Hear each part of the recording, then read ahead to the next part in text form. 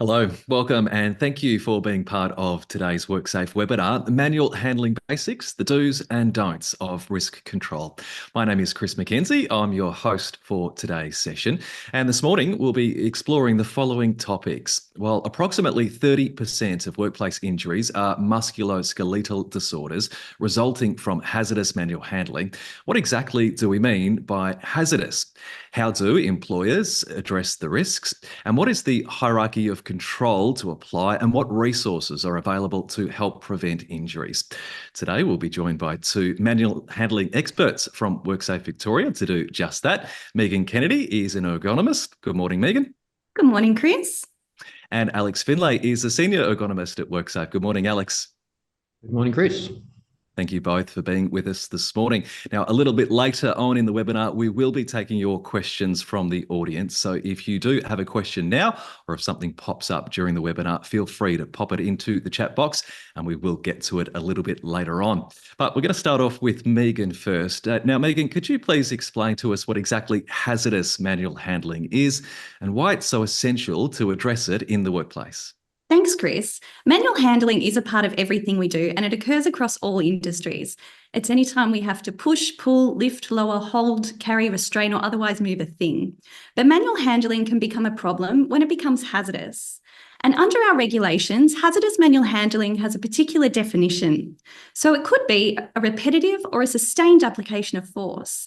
And in our compliance code, so our guidance documents, we define something to be repetitive if you have to do it more than twice a minute, and something to be sustained if you have to hold that thing or that posture for longer than 30 seconds at a time. It could also be a sustained awkward posture. It could be a repetitive movement, something like typing or painting. It could be an application of high force, and an application of high force is something that a reasonable person may have difficulty undertaking. It could be exposure to sustained vibration, and that could be hand and arm vibration or whole body vibration. It can be handling live people or animals, and it can also be handling loads that are unstable, unbalanced, and difficult to grasp and hold. Thanks, Megan. So as we mentioned before, hazardous manual handling can cause musculoskeletal disorders. What parts of the body are generally affected? Chris, there's a graphic I'd like to show you here. And as you can see from the graphic, nearly all parts of the body can be affected by a musculoskeletal disorder. The most common injuries we see tend to be to the back and to the shoulder areas. Thanks, Megan. Alex, coming over to you now. What legal obligations should an employer be aware of when striving for a safe work environment, particularly in relation to hazardous manual handling? Thanks, Chris. So when you look at the Victorian legislation, it's in two parts. There's the OHS Act, and it's actually a fairly small document. It fundamentally says that employers need, as far as reasonably practical, to provide and maintain a working environment that is safe and without risk to health to their employees. There's more detail in the second part of the legislation, which is the OHS regulations. And the regulations are a much bigger book if you look at it, but they specifically call out hazards and things that need further identified risk controls. So in the regulations, there's three parts to it. One is a duty to identify what might be hazardous manual handling. Second part is duty to have risk controls to either eliminate or avoid musculoskeletal disorders. And then the third part is to review and revise.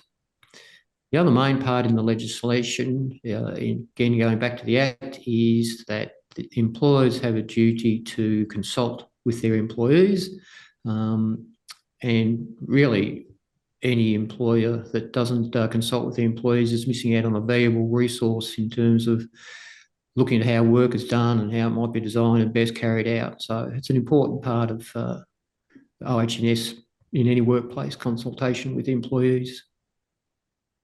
Thanks, Alex. That's a great overview of the legal obligations for employers. And as we know, the most effective way of minimising the risk of musculoskeletal disorders is by applying the hierarchy of control. Megan, could you explain to us what that is and how that works? Sure, Sure, Chris. The hierarchy of controls is a system we use to identify the most effective way to control the risks. We start at the top, and the most effective way to control a risk is at the source. And first up, that's if we can eliminate the risk altogether. If it isn't reasonably practicable to eliminate the risk, we consider the next level of control, and that's substitution. So can we substitute the risk for something less hazardous? If we can't substitute the risk, we may be able to control it at the source again by using isolation or by using an engineering control. Once we've exhausted those options, our least effective control measures are administration, and an administrative control could be something like training, policies and procedures. And our least effective control is the use of PPE or personal protective equipment. In most cases where we can't eliminate the risk, it's most effective to use a combination of controls that support each other. For example, if we use an engineering control, it should be supported by training, policies and procedures. Right, thanks, Megan. Now, I understand you've both got a case study to share illustrating ways to reduce risks using the hierarchy of control. We might stay with you, Megan, first. Can you tell us a little bit about Michelle and how she used the 4 control levels in her workplace? Sure, Chris. Michelle is a hairdresser, and I'm sure many people can imagine the potential risks from hazardous manual handling within a hairdressing environment. Michelle has a really busy salon and her business is absolutely booming. Her salon needs some more room and she's extended into one of the storage areas. The heavy boxes that were once in the storage areas have been shifted to the floor of the staff break room. The staff are now at risk of tripping over the boxes, and to get to any products in them, they awkwardly have to lift them out of the way. Michelle talks to her staff and they work out most of the boxes contain small shampoo bottles that are used in the salon. So Michelle looks at her first option, and of course, that's our level 1 control of elimination. So she changed to ordering a bulk container of shampoo with a tap that sits on the bench so that her employees could refill the small salon bottles as they need. This eliminated the need to handle most of the heavy boxes being delivered and the need for boxes to be on the ground, and it took away that trip hazard that she had. Great, thanks, Megan. That's a great example. Alex, are there other things that Michelle needs to look at in that situation, and how do you think she went about controlling that risk? Certainly, Chris. So the other part of the boxes that she was having delivered is that there are still some boxes that need to be handled. So she was thinking about what she could do further about that. But as well as the boxes, she's started to think more generally about identifying hazardous manual handling.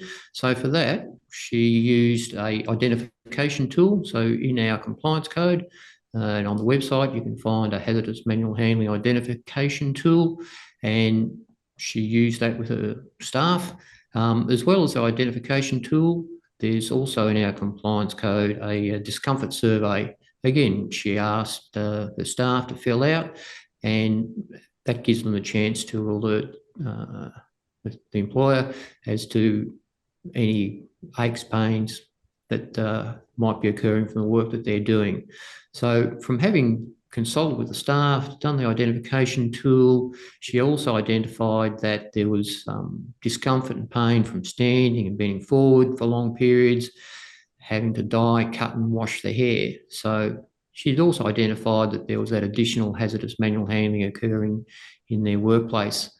So looking at ways of controlling that at a higher level, level 2, she couldn't reasonably eliminate the few boxes that she still had remaining with other specialty product. So she bought shelving, racking, such that she could have those boxes stored at a good working height, not having the staff or employees having to either work off the ground or having heavy boxes sitting up high on shelving where they're working overhead.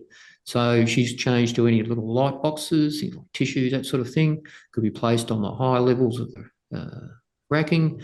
And she can also use, she used a safety step so that staff can get that bit of extra height to more easily access those light boxes at the top.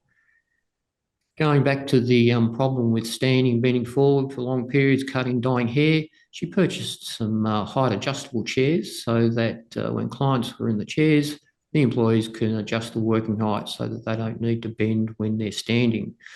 And so this is an example of level 2 controls here, where she's changing either the location, the layout, how things are used within the salon, where she couldn't eliminate that risk.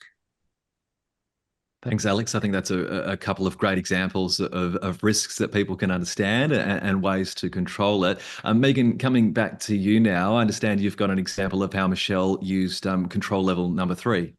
I do, Chris. As well as the risk that we've just talked about, Michelle's employees also have to wash their clients' hair. And when they're washing hair, it's at a fixed basin, and this basin is positioned against a wall. So it makes it really difficult for the staff to stand behind their clients.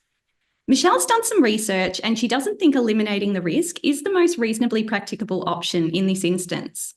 She's had a look at her options for control level 2, and she's found there aren't any pieces of equipment that are suitable to reduce the risk. Consulting with her staff, she's found a trend where staff washing hair at the basin report more soreness than staff who mainly cut hair. Michelle has a look at control level 3, which is our administrative controls. So she starts to distribute the hair washing tasks more evenly across the team.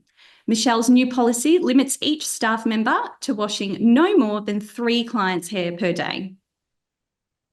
Great idea. Thank you, Megan. And Alex, coming back to you now, what about some control level 4 in Michelle's situation? Thanks, Chris. So control level 4 talks about the use of personal protective equipment, often just shortened to PPE. So if you look at a general hierarchy of control on our website, or there's lots of different health and safety information around that refers to the hierarchy of control, PPE is regarded as the lowest form, and part of the reason why it's considered such a low form is because it doesn't actually do anything to address the hazard. In terms of musculoskeletal disorder development and hazardous manual handling, there's very little in the way of PPE that will prevent or help to control risk of MSD. So it's not a control that we tend to see used a lot in risk controls for MSD. Things like gloves sometimes that can give you better grip of materials that people might be handling. This is an example, but in general, most of the lower order controls that we see tend to be back at the administrative control level, which is a good example there where they were changing the scheduling. The other thing about PPE is really only should be a short-term interim measure until there's more effective ways of controlling the risk that can be introduced. Good as a last resort. Excellent. Thank you for that, Alex. Now, we've heard some great proactive steps there, Megan, but it doesn't end there, does it? Absolutely not, Chris. When we put in new risk control measures, we need to evaluate them to make sure that they're still being effective. And health and safety requires regular review and revision. Feedback is the best way to know if our risk controls are working. So for Michelle's review and revision, she continued to talk daily with her team about health and safety. A couple of weeks after the changes, she rolled out those discomfort surveys again and found her staff were reporting less pain and discomfort at the end of the day. She continued to review what was working and to observe and keep an open dialogue for any other health and safety issues. Thanks, Megan. Alex, coming back to you now. We're hearing today, obviously, that prevention is crucial when it comes to musculoskeletal disorders and hazardous manual handling. Why is acting early to prevent injuries from hazardous manual handling so important? So, Chris, if you think back to one of the earlier slides where it was talking about development of musculoskeletal disorders, one of the big things is we see these MSDs generally developing over a period of time rather than being sudden or acute types of injuries. So what's important is when employers are looking at work and what things are done in the workplace, it's important to focus on how the work is done and designing the work to either eliminate or reduce this risk of MSD. All workers, regardless of their age, gender, previous work history, anything really, can be affected by this slow development of musculoskeletal disorders. And these injuries don't discriminate. It's not just a question of strength, but when you look at MSDs, they affect things like ligaments, discs in the back, tendons, cartilage in joints. So these aren't tissues which you can particularly strengthen.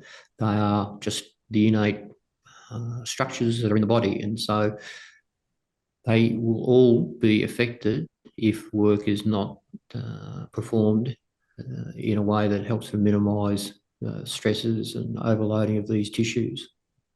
So in the case of Michelle, we're going back to the case study, she recognised that she needed to make those changes, particularly where there's already staff experiencing pain. And again, because they're longer term effects of a lot of these type of injury, you will see a slow development. So staff will say, oh yeah, it's a bit sore after a week of working. And then 3 months later, they're sort of saying, oh, well, I tend to be a bit sore at the end of every day. And then, 2-3 months later, they're starting to say, well, I'm just sore all the time. And that's when a claim might start or it'll be investigated. So Michelle's clever, got onto the case and didn't wait for a claim to act, but started to make these changes earlier. Right, thank you, Alex. Now, it is clear that the impact of hazardous manual handling goes well beyond just the individual. Megan, how does it affect businesses and the community in general? Chris, MSDs are like a ripple effect when we drop a stone into the water, and the ripples can extend out and touch the businesses and communities. Musculoskeletal disorders don't only affect a person's work life, but their personal life too. It's not like at the end of your shift, your MSD clocks off with you. In businesses, it can impact productivity and can affect a community through work-related limitations and diminished involvement. So you might not be able to participate at the footy club or the local pony club anymore. For example, if we look at Michelle's case study, if one of her employees did have a back injury and couldn't work, that would impact the salon's ability to keep up with clients. Employees that have an MSD can also struggle with things in their personal life, like they might not be able to drive to dinner, they might not be able to walk their dog or pick up their kids anymore. It can impact the household, their mental well-being, their relationships, and their sense of connectedness too. Thanks, Megan. And Alex, could you confirm, as we were talking about earlier, the hierarchy of control, how does that work within the obligations of an employer under the Act and regulations? So Chris, at the start, I think I mentioned that there are 3 regulations regarding hazardous manual handling and risk controls for MSDs. So the largest part of the regulation, 27, is basically a written out form of the hierarchy of control for risk of MSD. So when you look at the different levels, number 1, we have the elimination, and then level 2, the different mechanical means, trolleys, these sorts of things to reduce risk of MSD. And towards the end of that little part of the reg that's written, it actually talks about probably using a combination of risk control measures. So a lot of work, when we look at it, won't be suitably controlled in terms of MSD risk just from one particular risk control, but an employer might need to use a combination of the risk controls. But the other important part is that the risk controls that employers do use need to be at the highest level that's reasonably practicable on that hierarchy of control. Thank you. Excellent. Thanks, Alex. And thank you both, Alex and Megan, for taking us through that case study today. So I think we've still got plenty of time left for your questions from the audience in today's webinar. So keep them coming through. We've got some questions through already, but do pop a question into the chat box on your screen if you've got something you'd like to ask our experts, Megan and Alex, while they're here on today's webinar. So I'll swing over here and grab our first question. And I think this is a good question. Lots of likes, and it might not necessarily be relating to hazardous manual handling per se, but seeing as we've got our experts in the place. Megan and Alex, I'll swing this one to you. Is sitting down all day, we spoke about standing up all day and bending over, is sitting down all day a hazard in itself for a potential musculoskeletal disorder? Thanks, Chris. Well, as you've probably seen, if you're even half alive, in recent years, there's been quite a lot of talk about long-term health problems from extended periods of sitting. And certainly, working or being in the one position for a long period of time does have adverse effects on people's health and their pain-free mobility, and sitting is no different. We find with hazardous manual handling and risk controls, one of the sort of obvious red flags is where people work in extremes of postures or positions. So if they're working off the ground or the floor, or if they're working overhead, or if they're working such that they're tending to have to be turned, twisted, rotated, these sorts of postures, they will often then develop discomfort and pain from working those positions. But if you spend long enough in any one position, you will probably get discomfort and pain developing. And that's why, what's the best position or what's the best way to sort of sit? Well, it's probably the next position, move side to side, wiggling, fiddling in the chair, stand up. Doesn't have to be for long, but it's that change of position and posture that helps to keep us healthy. That's really good advice. Thank you for that, Alex. So we've got a couple of similar questions along the similar theme. So I think we'll grab those two together. And it's about the she'll be right attitude coming from some employers. So one of the other questions here is, I've completed a risk assessment and used the hierarchy of controls and sourced quotes for engineering controls, but my employer is reluctant to allocate funding and said if we train the employees, we'll be right. Megan, how should someone deal with that situation in a workplace? And is that a good enough answer from an employer? Thanks, Chris. We do understand that those engineering controls and the higher order controls do have a higher initial financial outlay. However, they are more effective in controlling the risk. So overall, they have longer term benefits, things like the savings by preventing incidents or injuries, improved productivity and staff retention. So you're not continuing that outlay and your insurance premiums aren't increasing every time you get a claim from a musculoskeletal disorder when you don't have those higher order controls in place. So despite the higher initial outlay, they do have longer term benefits. Great. Thank you, Megan. Alex, another one for you. We mentioned earlier the discomfort survey. Could you just tell us a little bit more about that and where people can find it? So as I referred to at the start, again, Chris, consultation with employers is obligation under the OH&S Act, but apart from any legislated obligations, also a really good source of information. And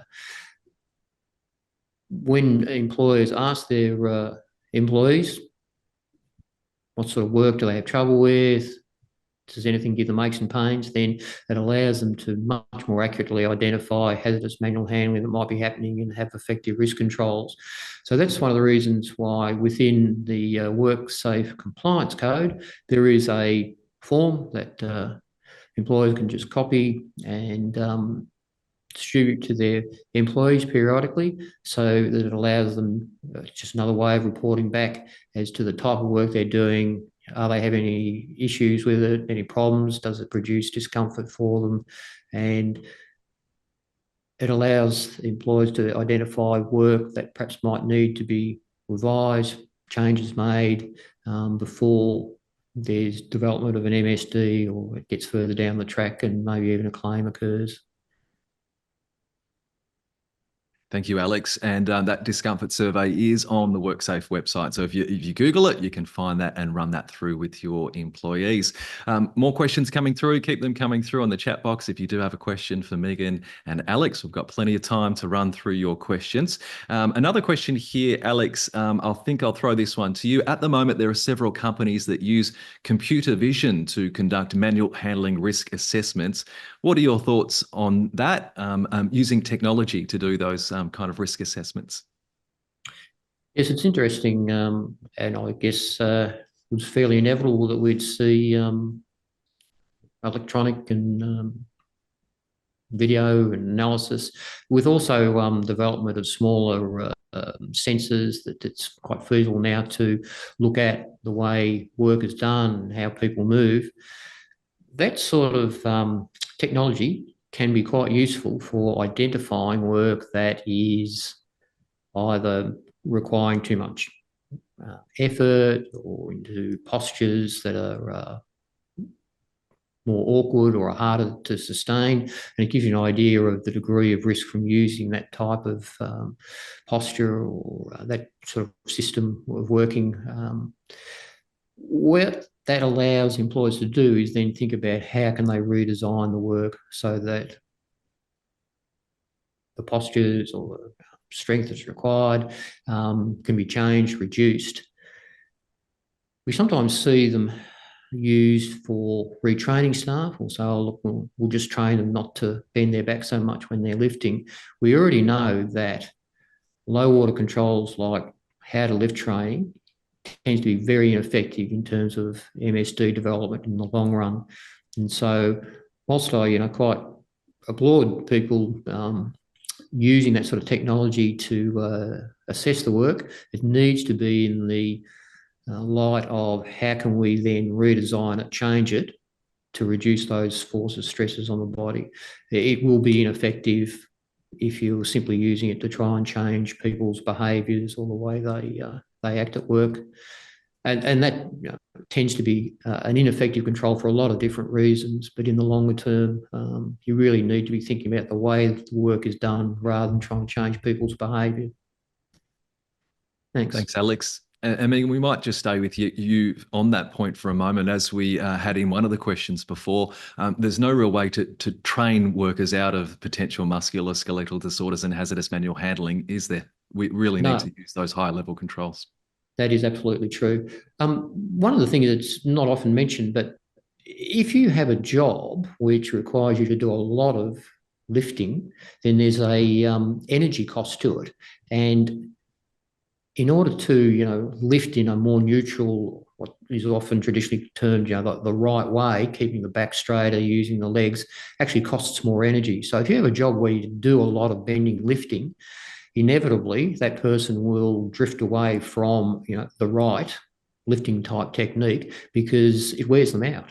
And their body intuitively knows that they'll expend less energy over the course of a shift working if they change the way that they lift. And it's generally a subconscious thing, but it's a energy saving mechanism that your body automatically does. So I don't think anybody deliberately sets off to work to think, I'm going to work in an unsafe manner today, or I want to hurt my back by lifting these things. But for a whole lot of reasons, they change the way they work, just normal human variation, the energy costs, time pressures, demands, all these things will alter the way people do their work. And that's why they tend to be a very poor risk control, because it cannot be consistently applied and it has an automatic sort of drift to failure, if you like. Thanks, Alex. Megan, another question coming through that I think we'll throw this one to you. How can a workplace help workers when they might be physically unfit or unable to do basic tasks due to their own weight or health conditions, for example? Chris, what we like to see is that the employer is doing their best to minimise the amount of hazardous manual handling that their employees need to do. So it's not so much about the workers' physical fitness themselves, but musculoskeletal disorders tend to accumulate in the body over time. So what we'd really like to see is that the employer is doing their best to minimise the amount of hazardous manual handling and try and minimise the accumulation of those MSDs that are occurring in the body. MSDs tend to be chronic conditions, so they build up over time and they last for an extended period of time. And I'm sure anyone that's had an MSD, so any sort of back injury, can attest to that. It does take quite a while for those injuries to heal, if they do heal permanently. Sometimes they can be ongoing for a person's life. What we don't want to see is that the employers are relying on the employees themselves as the risk control measure. So where we're looking at that, we want to see those higher order level controls come in. So eliminating the hazardous manual handling, substituting it for something else, or isolating and engineering that hazardous manual handling work that they're doing. Great, thanks, Megan. Alex, interesting question coming through in relation to psychosocial hazards. Can they have an impact on potential musculoskeletal disorders? And is that something that we need to be considering in relation to hazardous manual handling? Is there any crossover in that space? Yes, there certainly is, Chris, and claims data and research over recent years has started to particularly show that psychosocial, organisational factors, how the work is organised and done within workplaces can have quite an effect on MSD development. So what we're talking about is things like the job rate, what it's like working with other people, time constraints, demands on workers, employees that don't have a lot of control often over the way their work is done. Their ability to take breaks is sometimes affected. These type of organisational or psychosocial factors greatly influence the physical manifestation then and development of musculoskeletal disorders. And it's found to be due to changes in things like stress hormones, changes pain sensitivity in the body, the little local blood flow and repair of damage to tissues that are stressed and doing the work tends to be reduced under the influence of these different stress hormone changes. And so that's why psychosocial factors will influence the likelihood of an MSD being developed. And it's certainly a factor that is becoming more and more known and relevant for workplaces to address. Great. Thank you, Alex. That's really good advice. Megan, question coming through now. How often and frequently should an ergonomic assessment be required in a workplace? Is it a one size fits all for everyone, or is it going to depend on the workplace and the work being done? Chris, it does depend on the workplace and the work being done. So if the work is changing or if there's new risk controls or new elements to that work being introduced, then an ergonomic assessment should be done as well, especially if you've got someone new who you are introducing to the task.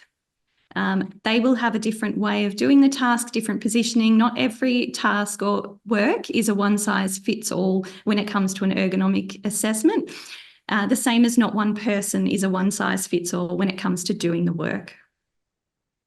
Great. Thank you, Megan. Alex, question coming through here that's getting a few likes, and it's relating to working in an office environment and WorkSafe's guidance for that. So the question is, when will and is WorkSafe updating the Office-wise a guide to health and safety in the office guidance to reflect the changing office work that we've probably seen in the last couple of years, including practices such as working from home, working outside of the office, and the increasing use of things like tablets, laptops, and hot desking? Is that something that employers need to be considering, the new way of working per se? And is WorkSafe offering some new guidance on those particular risks and hazards?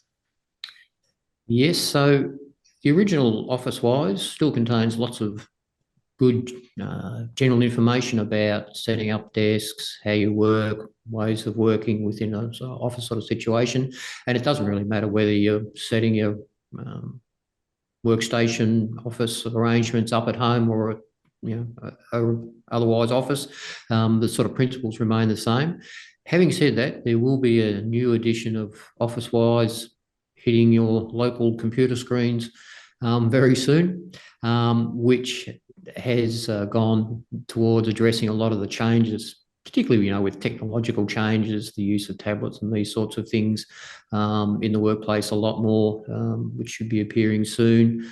And it will be directly addressing a lot more of those. But as I say, if you even go back to the old Office-wise, the actual sort of basic principles of posture, movement, changes of position, how things are set up, doesn't really matter whether you've got an old desktop single screen or you're using a tablet, the sort of positions you work in and that and how it might affect you are fundamentally the same. And again, we come to this change of position, right position, working in more neutral postures, not in extremes of positions and postures. Right. Thank you, Alex. Perfect. Megan, coming back to you now, I know that you've been in a lot of workplaces and you've travelled around the state a lot, looking at hazardous manual handling. How does WorkSafe inspect manual handling practices in industries with high manual handling demands, and what kinds of things are inspectors looking for when we're going into a workplace? Thanks, Chris. That's a great question. All industries will have a different element to hazardous manual handling, and it will vary to what we are looking for. So typically when an inspector, especially one of our specialist inspectors, go into a workplace, we're looking at compliance with those regulations. So the regulations that we're looking at for hazardous manual handling are Regulation 26, and that is the identification of hazardous manual handling in the workplace. So what your workplace is doing to identify what hazardous manual handling is being done. We look at Reg 27, and Reg 27 is the control of risk. So where you have identified those hazardous manual handling tasks, how are you controlling the risk that's associated with them? And we use the hierarchy of controls to assess how well those risks are being controlled. And we also have Regulation 28, which is the review and the revision of risk control measures. So making sure that when a review of the risk control measures is requested by a HSR, or when you have a notifiable incident to WorkSafe that involves hazardous manual handling, when new knowledge comes up, so if a new risk control measure comes out that you're reviewing and revising what you do have in place at the time, when there is a report on or on behalf of an employee of a musculoskeletal disorder, that those controls are being reviewed and revised. For those things, we do have templates that can assist employers on the WorkSafe website. So if you do pop it into Google around compliance with those different regulations, we have templates available to assist you in complying with those regulations. Excellent. Thank you, Megan. Alex, another one coming through here in relation to hazardous manual handling in a warehouse environment. The question is, how would you advise to reduce hazardous manual handling regarding picking heavy items in a warehouse environment where implementing automation might not be an option and limited recruitment and resourcing to rotate tasks is a bit of a barrier? Is there any advice you'd be able to provide in that very specific situation? If you go back and have a little think about some of the risk controls that were introduced at the hair salon in our workplace scenario earlier, the same sorts of ideas are relevant. So from what height are employees picking from? One of the problems sometimes with racks is there's only a single pick face, so a person has to stand in front of the rack and they're picking just from the front. As items are further and further away from the front, they've got to reach further and further into the racking in order to get them. So a solution can be, depending on the items, you can have like a drawer where you slide the drawer out, and that allows you to then have three big sides, both sides and the front. Pick the items you need, you can slide the drawer back in so it's not obstructing the aisleway. The arrangement of where items are stored. So again, this idea that Michelle looked at about the size and weight of items, not having them at high levels or having to work off the ground, storing them at a more user-friendly, more accessible height. These are all items or ideas that can be used even within a warehouse, and the way items might be stored as a couple. Beautiful. Thank you, Alex. I love that answer. Megan, coming to you now, does WorkSafe offer any specific training, resources or support for small businesses who might have limited budgets in this area? We do have support for small businesses in this area. We have the OHS Essentials program, which is available to businesses with less than 60 employees. And that is a free program where WorkSafe will fund a consultant for, I think it's around 3 visits to come out and assist you with setting up your safety programs. We have the Manual Handling Basics program as well, which is a pre-recorded session that's available on the WorkSafe website around hazardous manual handling, how musculoskeletal musculoskeletal disorders can form, and also achieving compliance with those 3 regulations that I spoke about. We have a number of free templates on the website too that can assist employers with setting up their system. And that's not just limited to hazardous manual handling. We do have templates and resources and guidance documents across the board. Excellent. Thank you for that, Megan. Alex, coming back to you now. A question coming through here. It's a slightly complicated question.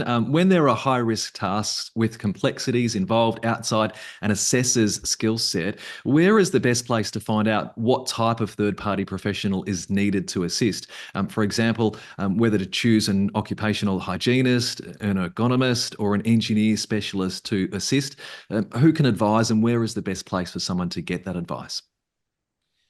Well, there's a number of occupational health and safety consultants firms that specialise in analysing those types of conditions, and would have different professional staff and that would be used appropriately depending on whether it's an occupational hygiene or ergonomist that can be used.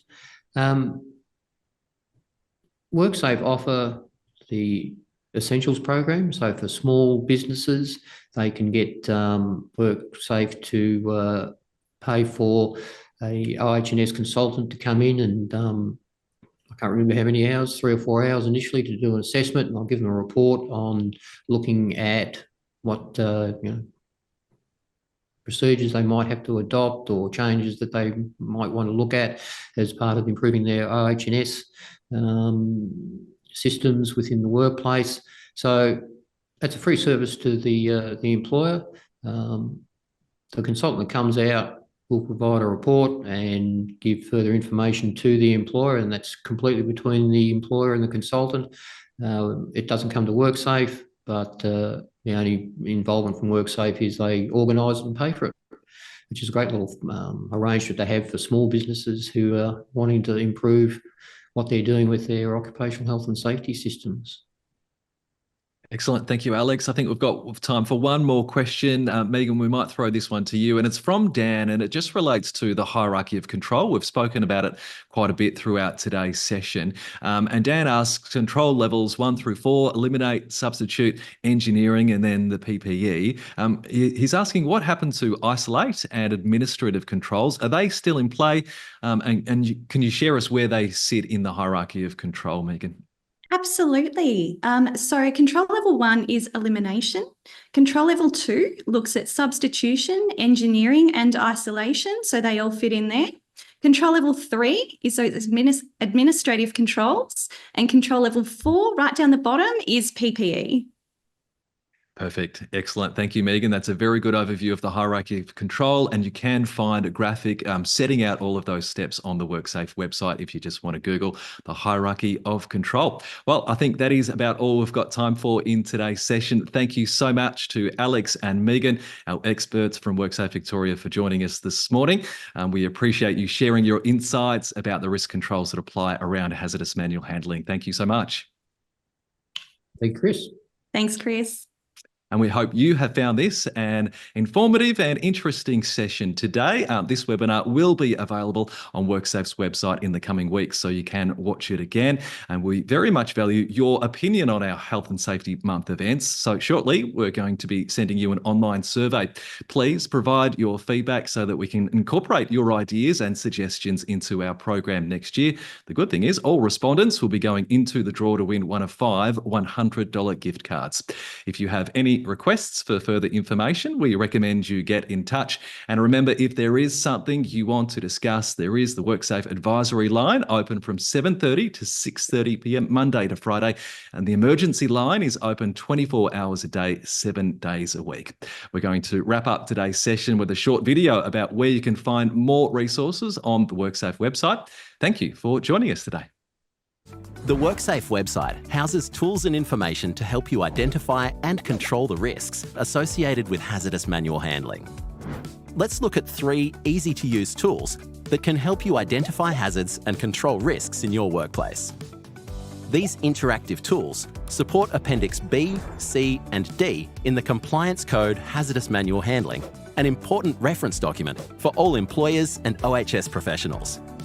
The Hazardous Manual Handling Identification tool can be used to identify and record work involving postures, movements, or forces that are hazardous. The Pain and Discomfort Survey is a great way to consult with workers who perform manual tasks and may be experiencing pain as a result. The Hazardous Manual Handling Risk Assessment and Control tool can help with the development of risk controls in your workplace. Next, you'll find helpful industry-specific information and guidance. There are educational videos too. Learn about manual handling, what can make it hazardous, and how to avoid MSDs. Employers can also learn about their manual handling OHS obligations. Posters are available for order or download. They remind workers that work should never hurt and provide industry-specific safety tips. From real-life case studies to educational workshops, there is something on the website for everyone. Subscribe to our manual handling updates to be kept up to date with new tools, resources, and tips to help you continuously improve safety in your workplace.